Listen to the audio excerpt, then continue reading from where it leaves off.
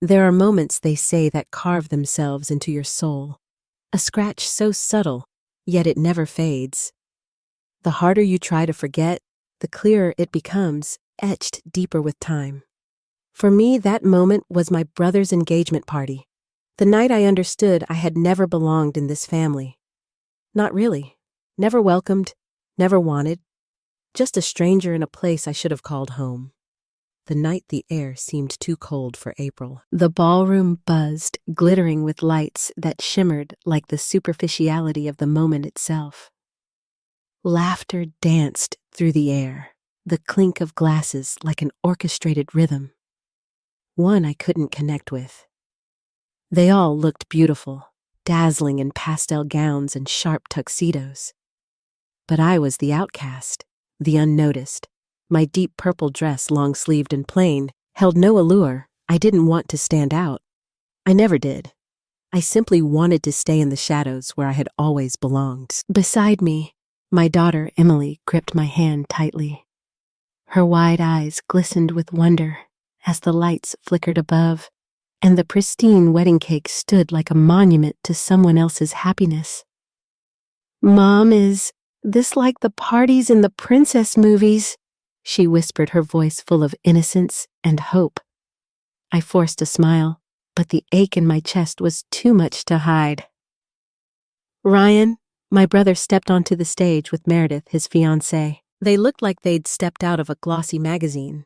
Ryan, dressed in a tailored cream suit, looked every bit the Prince Charming, while Meredith shimmered in her silver gown, flawless in every way. Her hair pinned up, makeup perfect, but her eyes, cold as ice, scanned the room. And then they found me. Her gaze was fleeting, but sharp, like she'd spotted something, someone that didn't belong. A moment later, she leaned toward my mother and whispered something. My mother didn't question it. She just nodded, one of those final nods that had dictated so much of my life, as though her silence was all that needed to be said. Without another word, she left her group of guests and walked toward me. Her heels clicked sharply on the marble floor, the sound echoing through the space, her shadow long and cold under the harsh ballroom lights. "Angela," she said, her voice low, crisp, and measured. "Please don't go near the stage tonight." I blinked, caught off guard. "Why, Meredith feels your presence might bring discomfort," she replied, her voice unwavering. "You understand, don't you? This is Ryan's special day." The sting in her words cut deep, spreading through my chest like 1,000 shards. I wanted to argue, to scream that I didn't deserve this, that I had just as much right to be here as anyone else. But the words caught in my throat. The room was alive with music, with laughter, but it all blurred into a hollow hum in my ears. I asked, my voice barely above a whisper, "You mean I bring bad luck, Angela?" She sighed, the kind of sigh that carried the weight of years of unspoken truths. "You know how things have always gone. Your father passed away on your birthday. Your marriage didn't work out. I'm not blaming you, but today isn't the day to take chances." The words sank in, each one like a nail being hammered into a coffin. I stood there, unable to breathe, as the weight of her indifference crushed the air from my lungs. I nodded, of course, because what else could I do?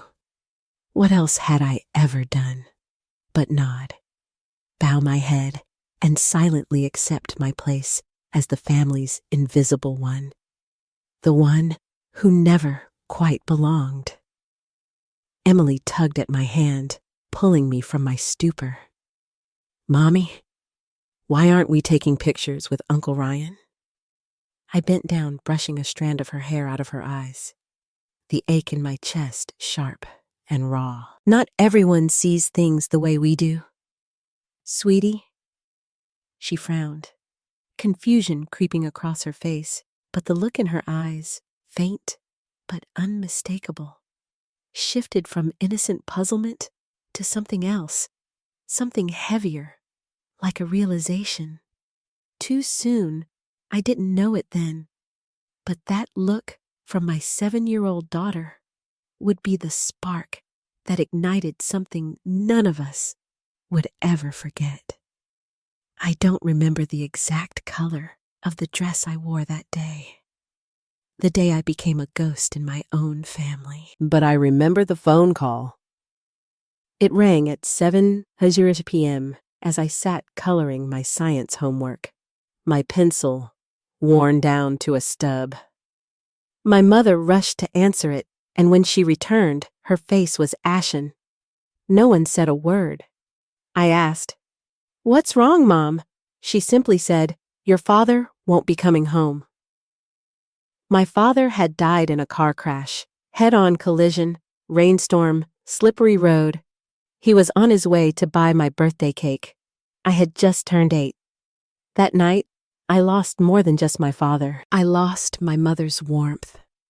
She never said I was to blame, but she never denied it either. I overheard my aunt once whispering in the kitchen, if he hadn't gone out for that cake, maybe things would have turned out differently. My mother didn't object. She just stirred her coffee. That was when I learned to live quietly. I became the shadow, the whisper, the one people talked about in hushed tones. They said I was unlucky, that maybe I brought misfortune. I didn't understand those words at first, but I started to notice how my mother's eyes would change when I entered the room. And that's when I knew I was the reason things went wrong, and nothing would ever change. Her voice always softened when she said his name. Ryan.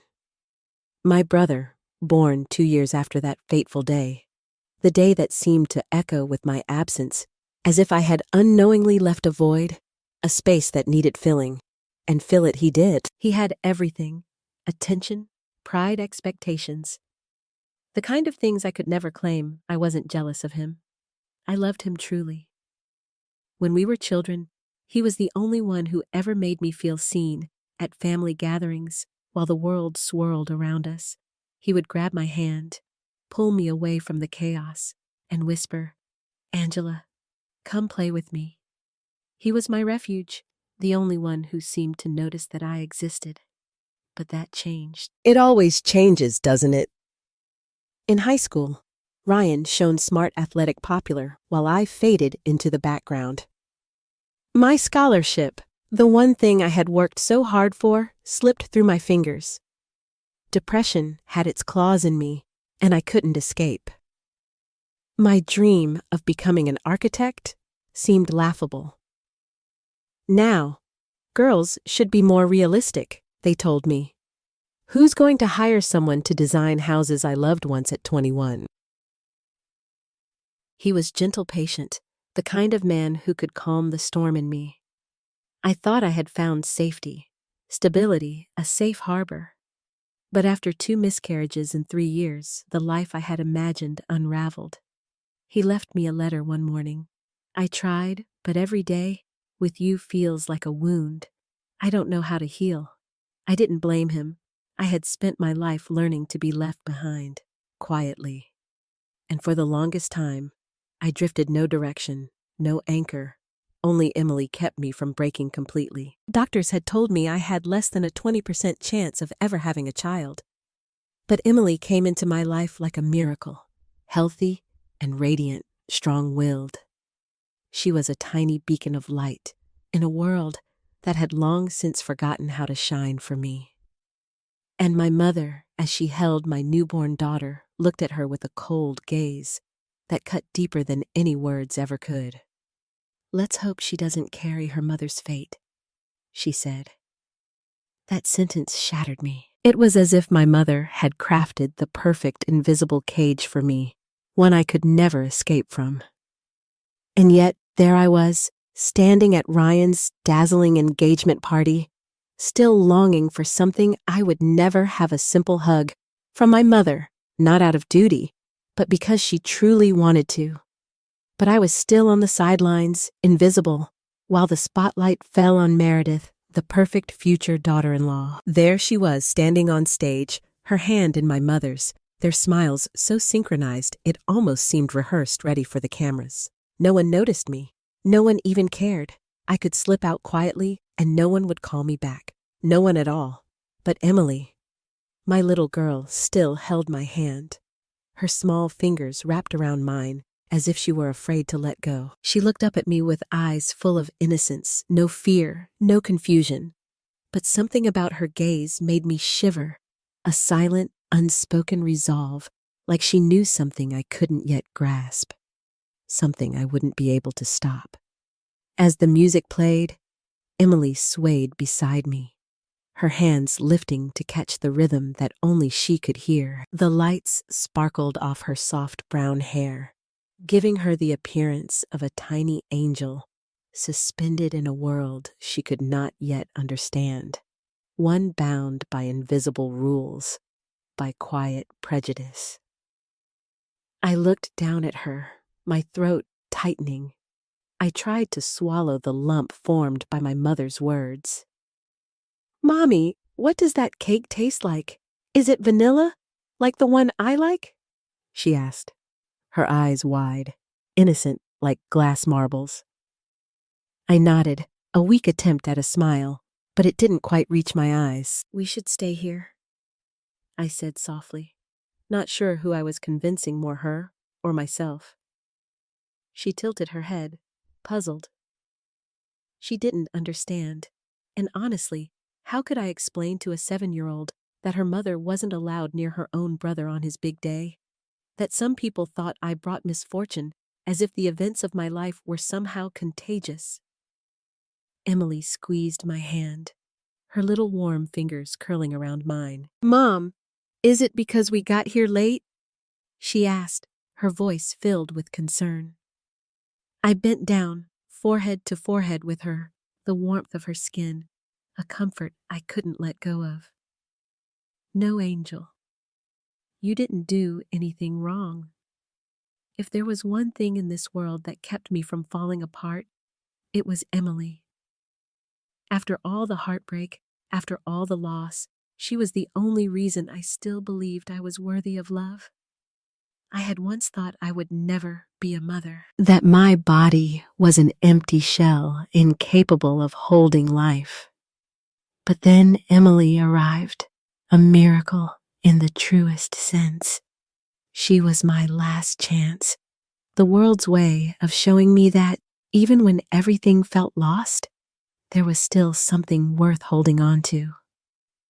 I remember the first time she had a fever at just 10 months old. I was terrified.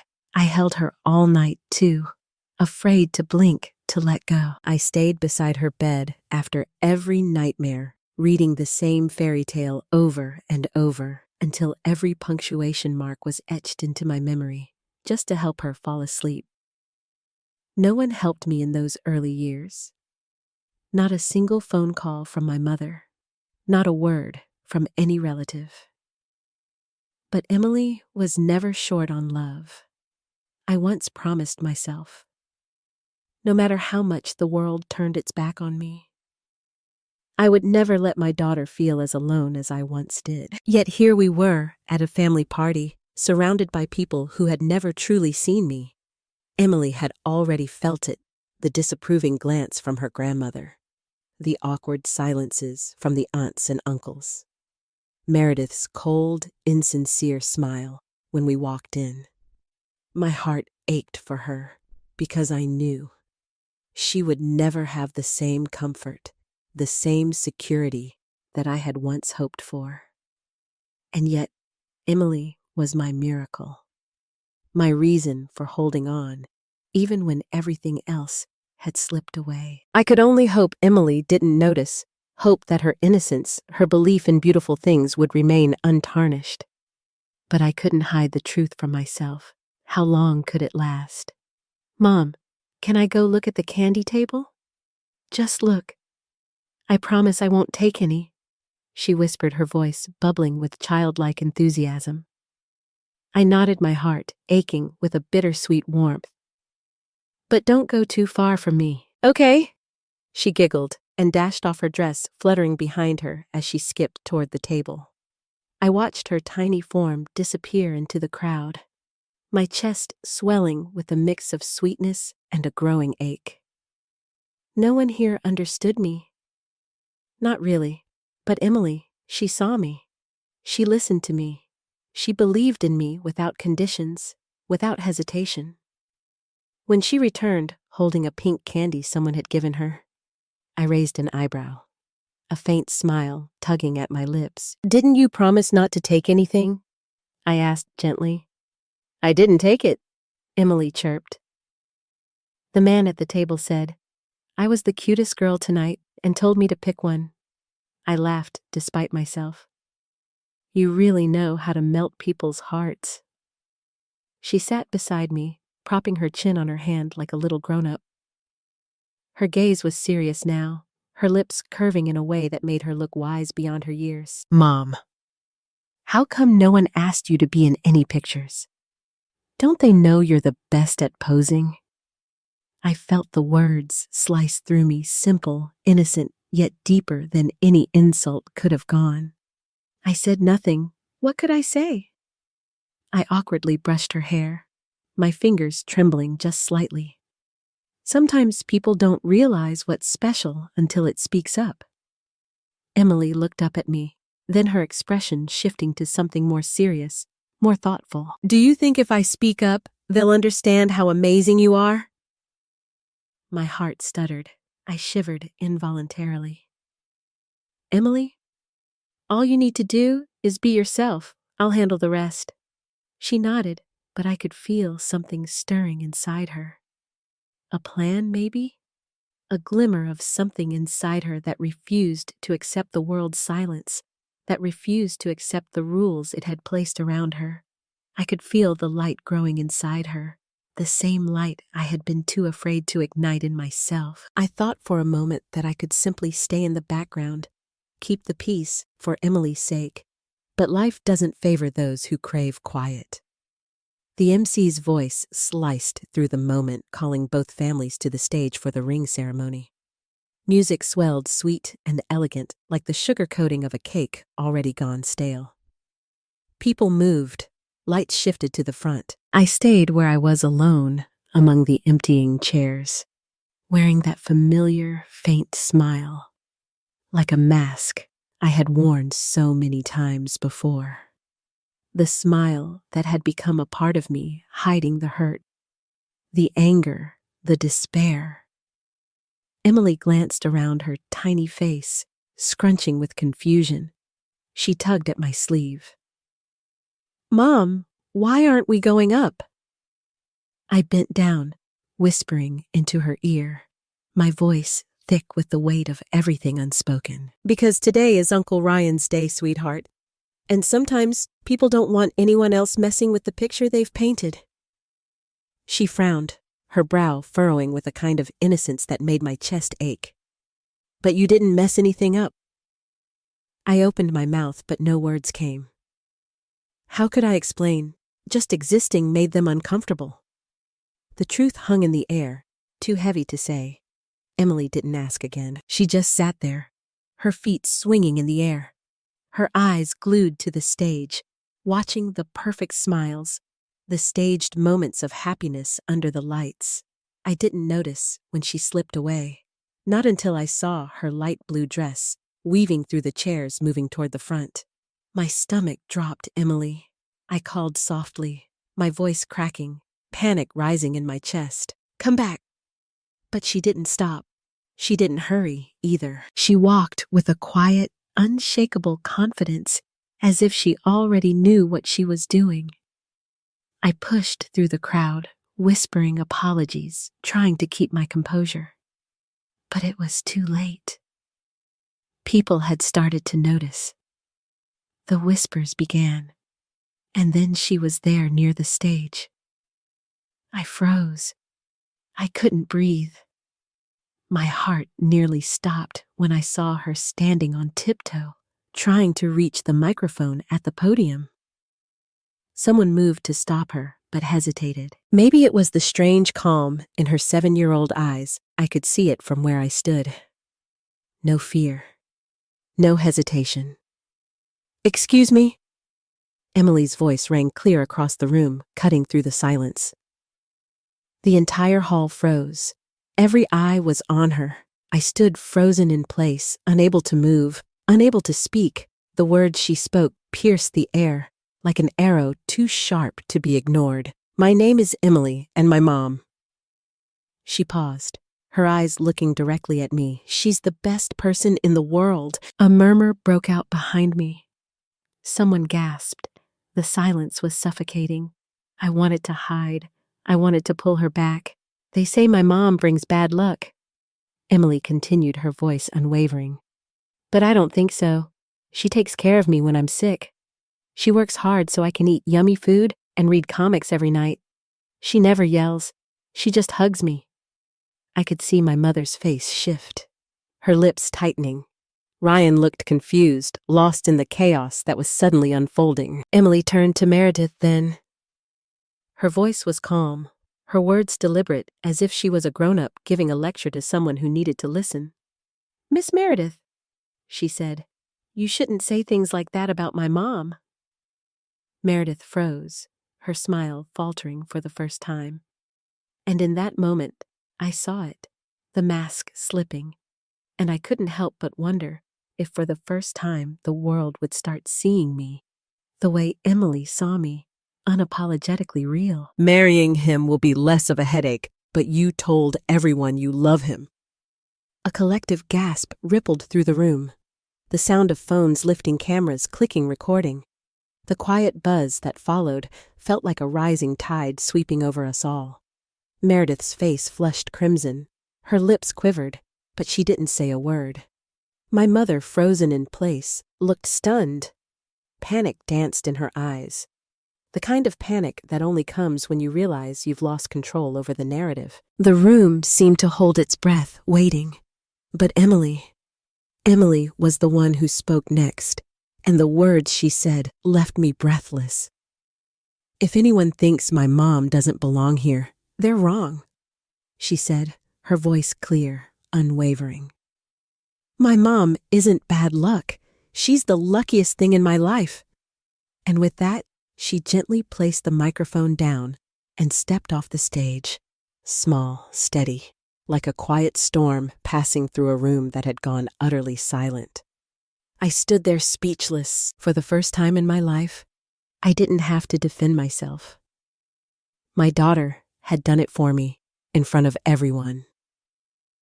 The gravity of her words hung in the air, a weight I could barely comprehend. I don't remember what happened in those first few seconds after Emily left the microphone. Maybe it was the click of a camera shutting off. Maybe it was the pounding of my own heartbeat, drowning out everything else. The room was packed, yet it felt eerily still, like everyone had forgotten how to breathe. At once, Emily looked back at me, her eyes steady, unshaken.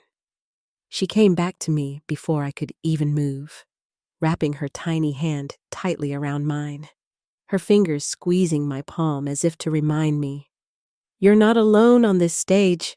Not anymore." Ryan hadn't moved. He was staring at Meredith, his gaze intense, searching for the truth of who she really was. Meredith stood frozen, scanning the room as though looking for an escape, but no one came to her rescue. She looked at my mother for help, but my mother just stood there, lips pressed tight, her gaze shaken. Ryan pulled his hand away from Meredith's, his voice low and hoarse, barely a whisper. "You really said that?" Meredith forced a smile, trembling, trying to hold on to the mask. "It was just a silly comment, Ryan. Is it true or not?" Ryan interrupted, his voice now firmer, cutting through the air. The room held its breath, waiting. Meredith's face went pale. She froze, and instead of apologizing, she crossed her arms as if defending something that didn't deserve defense. "Who doesn't say silly things when they're tired? That kid doesn't know anything. She's just a child." "Big mistake." Ryan's expression darkened, his eyes clouding with anger. His jaw clenched as he stepped forward. He paused for just a moment, then slid the engagement ring off his finger without a word. The room was so silent you could hear a pin drop. "Ryan, are you kidding me?" Meredith rushed after him, reaching for the ring. "You're ending everything over a child's words." "No," Ryan said firmly, his voice unyielding. I'm ending it because I stopped trusting myself a long time ago. I let others speak for my heart.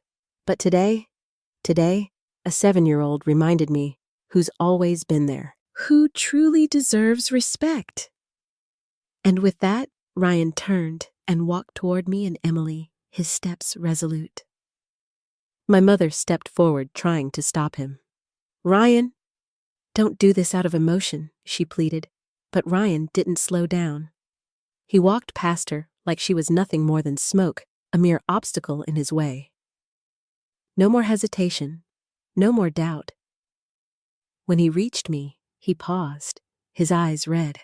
For the first time in years, he spoke my name, Angela. It was a simple word, but it felt like an eternity had passed since I had heard it. My throat tightened. I couldn't speak. I couldn't move. I'm sorry. Ryan continued, his voice breaking with the weight of unspoken years.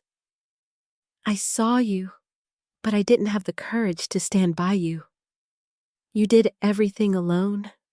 Since Dad died, you took care of me. You calmed my nightmares. You listened to my high school heartbreaks. You didn't deserve to be cast out like this. I owe you an apology. And then without another word, he pulled me into a hug. A real hug. A tight, unspoken promise that a brother had finally come home. Emily stood beside us, smiling up at me, her small face glowing with quiet pride. And then Ryan bent down and hugged Emily too. Thank you, Emily, he whispered. You're braver than all of us put together.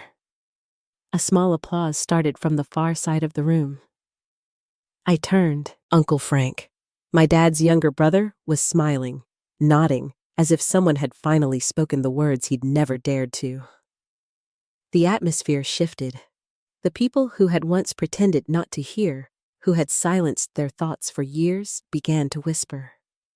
Some lowered their heads in shame. Others looked at Meredith with puzzled expressions. My mother stepped back, her face unreadable. For the first time, her eyes met mine, not with blame, but with something else. Confusion, maybe even a hint of being lost. I didn't know what would happen next. I didn't know whether Meredith would cause a scene, or whether my mother would try to restore order. But in that moment, I knew one thing for certain. I was no longer alone.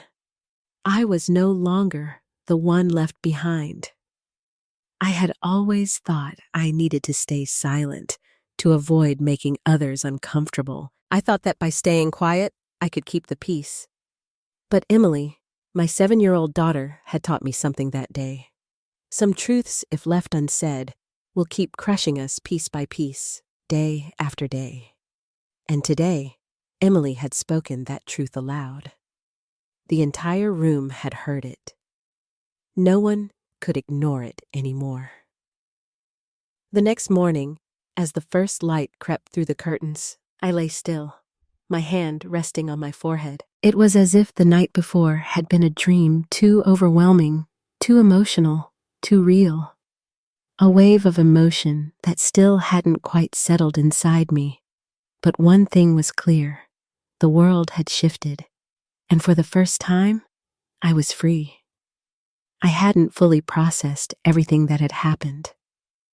The room still felt thick with the remnants of the evening, the truth that had been spoken, the silence that followed. And then the phone rang, soft but certain, pulling me back to reality. A message from Ryan. Hey sis, I don't really know how to start, but I just want you to know I'm grateful. Grateful that you've always been there, even though I didn't really see it until yesterday. Thank you, and thank Emily too. I read the message over and over, afraid the words might vanish if I blinked. A warmth spread through my chest, not from an apology, but because for the first time, I felt seen, and I realized I'd never expected to feel that way. Not in this family. Not after all these years. Less than an hour later, the phone rang again. This time, the name on the screen made me freeze. Mom. My finger hovered over the answer button. Part of me wanted to ignore it to avoid the confrontation that would inevitably follow. But then, I thought of Emily's eyes the night before, the strength in them that I had never been able to find in myself. I picked up. "Hello, Angela," my mother said, her voice the same as always. Not high, not trembling, but for the first time, it lacked its usual certainty. "I just wanted to ask if you and Emily got home." "Okay." I blinked. "Yes. We made it back safely." A long pause followed. I could hear the clink of her teacup on the other end, the sound of an old habit, something she did when she was unsure I was thinking of stopping by. Bringing some cookies for Emily. "She still likes chocolate chip, right?" Her voice softened, just slightly. Not quite an apology, but in a relationship fractured over decades. A call like this was already a long journey. I nodded, then remembered she couldn't see me, so I said quietly, "Yes, I think Emily would like that." That evening, Emily and I lay on the couch, her head resting on my lap, clutching her favorite stuffed bear. She looked up at me with those wide, innocent eyes and asked softly, "Mom, are you sad? Grandma didn't say sorry?" I paused, my heart tight in my chest before I smiled and brushed her hair back from her face. "I think sometimes people need more time," I said softly. "What matters is they've started to listen." Emily nodded, her eyes beginning to close. "I just want them to know you are the best mom in the world," she whispered. "They won't have to wait long. I'll tell them for you." I hugged her tight, feeling her steady little heartbeat against my chest. It was a quiet reminder. I am not alone. The next day, a bouquet of flowers was delivered to our door. No name, just a small handwritten note for those who were once made to feel invisible. "Now it's your time to shine." I knew it wasn't a miracle. People don't change overnight. But because of Emily, I knew something had shifted. A door had opened, not one inviting me into a party I had once been excluded from, but one leading me out of the limits that had been placed on me my whole life. For the first time in years, I didn't just step out, I walked forward, believing I deserved it. That night, after Emily had fallen asleep in my arms, I sat alone on the little balcony of our apartment, a warm cup of tea beside me. The flickering lights from the windows around us pulsed like the heartbeat of the city. It felt quiet, peaceful, like everything had changed, without it needing to be loud. I thought about everything that had happened in the past few days. Things I wouldn't have believed if someone had told me ahead of time. I used to think silence was the only way to survive in a family that branded me as unlucky. I accepted the sidelines, convinced that quiet sacrifice was all I had to offer. But Emily, my 7-year-old daughter, stood tall in a room full of adults and said aloud what I had never dared to. And in that moment, I realized I was never unlucky. I was just the first one in our bloodline brave enough to break the cycle. For years, they had called me a problem, a bad energy. But when I looked closer, what I really brought was honesty, a voice that didn't bend to the unspoken compromises everyone else had grown used to. I didn't follow the rules they had taught me. Stay silent to keep the peace. Endure so no one loses face. Bear the weight to avoid hurting anyone's feelings. And because I was different, they decided I was the problem. But the truth was, the problem was never me. It was the silent system within this family, a place where pain was tucked away, and anyone who dared to speak up was seen as a threat. Emily, my little girl, taught me something I never fully understood. Until that moment, speaking up isn't disrespectful. It's a form of love, a way of protecting what's right, a declaration that Mom deserves better. For so long, I had shrunk myself to fit into the mold others set for me. I asked myself how I could fit their image. Gentle, but never defiant. Present, but never seen kind. But never asking for anything in return. But not anymore. I refuse to shrink to meet anyone's expectations. I am Angela, a single mother, a woman who once stumbled, a woman who was once dismissed, a woman who stood in the shadows. But I'm also someone who got back up, who raised a child that knows how to love, how to be brave, and how to speak the truth. What took me over 30 years to learn? Emily understood at 7. I won't apologize for being different. It's that difference, the refusal to conform to old expectations, that set me free. Yesterday, Ryan sent another message. I've been thinking about taking some time off to travel for a few weeks. Maybe I'll start by visiting you and Emily if that's okay? I smiled. This wasn't the distant Ryan anymore. This was my brother truly trying to reconnect, not out of obligation, but out of real love. For the first time, I could see him trying to build a bridge. It felt like the first honest step toward healing. The biggest surprise came just hours later when my mother sent a text. If you have time, I'd like to see you. Not to talk about anything big, just to sit with you for a while. Would that be all right? I didn't reply right away. Not out of anger, but because I needed to be sure. If I went, I needed to go as an equal, not beneath, not apologizing for who I am. I closed my phone and stood up, pulling the blanket over Emily, who had fallen fast asleep. Her cheeks were still flushed from the emotions of the day. I whispered softly, knowing she couldn't hear. You've rewritten my story, sweetheart. And I'll never let it repeat itself. I walked back to my room and opened my laptop for the first time in years. I started writing, not a resume, not a job application, not a complaint letter. The first lines of a book about women who had been mislabeled and their journey to reclaim their true names. Angela's story isn't just about reclaiming her voice in a family that once dismissed her. It's a symbol for anyone who's ever been labeled who stayed silent just to keep the peace, who was called bad luck. Angela stood up. She broke the mold, and in doing so, she gave both her daughter and herself the right to be loved, the right to be loved the right way. She learned that courage doesn't lie in endurance, but in speaking up for what's right, even when no one else dares to. What do you think about Angela's journey and young Emily's bravery? Share your thoughts in the comments below. And don't forget to follow the channel so you won't miss the next powerful and heartfelt story about family and love.